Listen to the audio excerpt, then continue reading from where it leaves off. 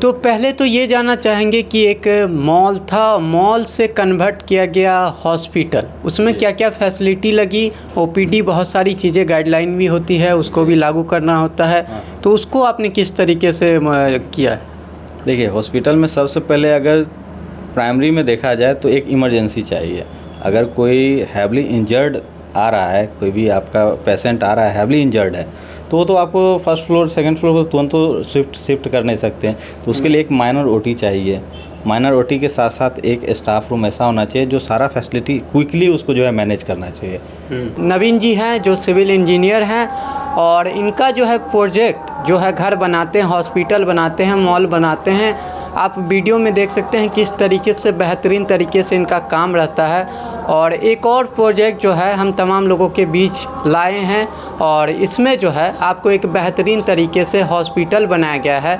क्या कुछ इसमें होने वाला है दिखाने वाले हैं, किस तरीके से इसको जो है तैयार किया गया है, क्या कुछ पहले था और कैसे नए तरीके से आपने इसको जो है तैयार किया। सबसे पहले मैं नवीन कुमार शर्मा, और आर्किटेक्चर फील्ड, सिविल इंजीनियरिंग और स्ट्रक्चर का हमने अध्ययन किया। उसके बाद वास्तु में पोस्ट ग्रेजुएट भी हैं। उसके बाद हमारे प्रोजेक्ट की बात करें तो प्रोजेक्ट अभी जो हाल में हम लोग दिखाने वाले हैं, जो आपको कंटिन्यू इस वीडियो में दिखेगा, वो फाइनल हुआ है। और ये है माहे सिंघिया में अशोका हॉस्पिटल करके है।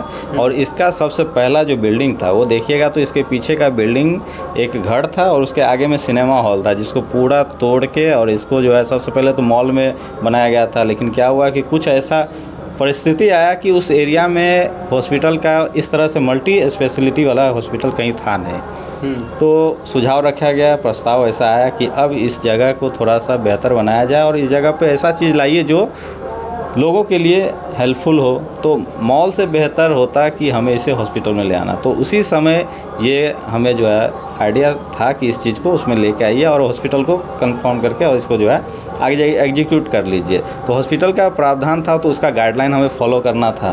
तो गाइडलाइन फॉलो करने के साथ साथ हमें थोड़ा सा और एक्सपेंशन करना पड़ेगा। एक्सटेंड किया गया, पीछे देखे होंगे घर के पीछे में 2 बिल्डिंग को कनेक्ट करके और स्टाफ के रहने के लिए एक पीछे से हमें एक्सटेंड करना पड़ेगा, तब जाके ये चीज़ पूरा प्रारूप लेके आया और तब हॉस्पिटल आपका ये फाइनल दिख रहा होगा। तो गाइडलाइंस में यहाँ देखेंगे तो हर एक चीज़ को मिनिमाइज, मतलब आपके रिक्वायरमेंट के हिसाब से हॉस्पिटल का सबसे पहला प्रारूप होता है कि आपका रिक्वायरमेंट कितना है। आप 100 बेड का जनरल वार्ड बनाना चाहते हैं, 500 बेड का बनाना चाहते हैं या 50 बेड का बनाना चाहते हैं। तो आपके पॉपुलेशन डेंसिटी जो है, जो वहाँ पे लाइवलीहुड जो भी आएंगे, जो भी आपके क्लाइंट्स आ रहे हैं, उस पर डिपेंड करता है कि आपकी बेड की कैपेसिटी कितनी होनी चाहिए।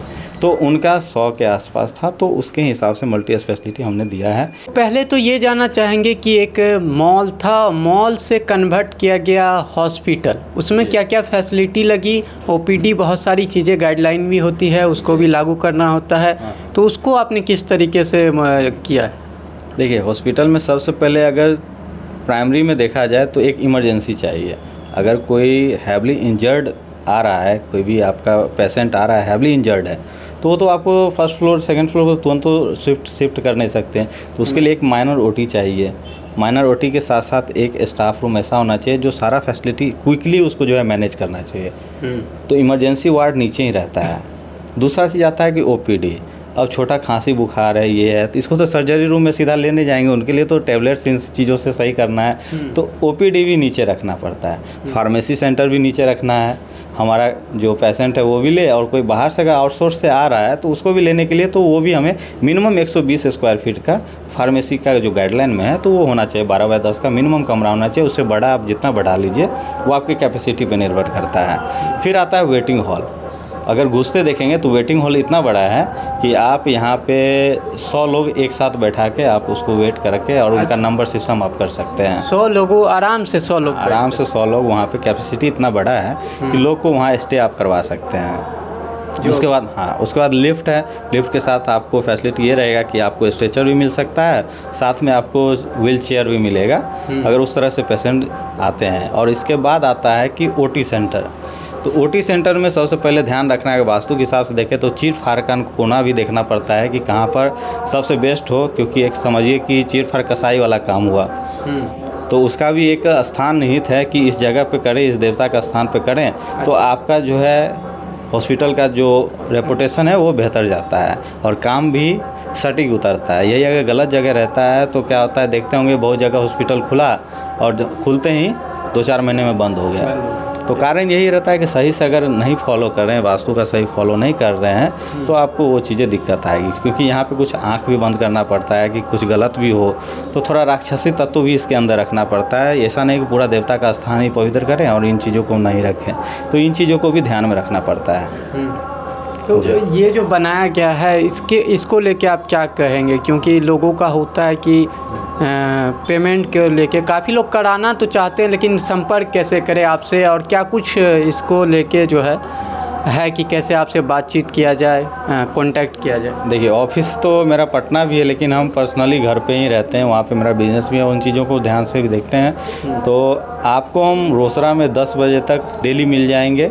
आप वहाँ आइए, संपर्क करिए, मोबाइल नंबर है, कॉल कर लीजिए, उससे हम संपर्क कर लीजिए। और जब साइट विजिट की बात होती है तो हम लोग जाते ही हैं, आपको जो है प्रॉपर साइट विजिट देते हैं और फिर जाके एक कंस्ट्रक्शन मैप तैयार करते हैं। तो किस चीज़ों का जो है आप लोग करते हैं? जितनी भी तरह की कंस्ट्रक्शन है वो सारा चीज़ हम लोग डील करते हैं। अभी तो चलिए शुरुआत है, एक तरह समझिए तो हम लोग के लिए एक छोटा सा प्रोजेक्ट है, लेकिन इसके बाद 5 स्टार होटल्स और इन सब चीज़ों में होटल, आपका कॉलेज, स्कूल्स जितने भी हैं, और छोटा घर जो लोगों के लिए सपना भी होता है कि हमारा एक छोटा घर हो। इससे पहला वीडियो आपने चला ही दिया है लोगों को देखने के लिए, आपके चैनल के माध्यम से देखे भी हैं। तो हर तरह की चीज़ों में डील करना पड़ता है, तब जाके आपको थोड़ा सा, और डेली रहिए, अपडेट रहिए, मार्केट के साथ अपडेट रहिए, तब आप एक बेहतर आर्किटेक्चर प्लान लोगों को प्रोवाइड कर सकते हैं। तो देख सकते हैं यहाँ पे आपको नंबर भी मिल जाएगा, किस तरीके से आप अपने सपनों का घर बना सकते हैं और इनसे जो है कांटेक्ट कर सकते हैं और उसके बाद आप जो है अपने सपनों का घर बना सकते हैं।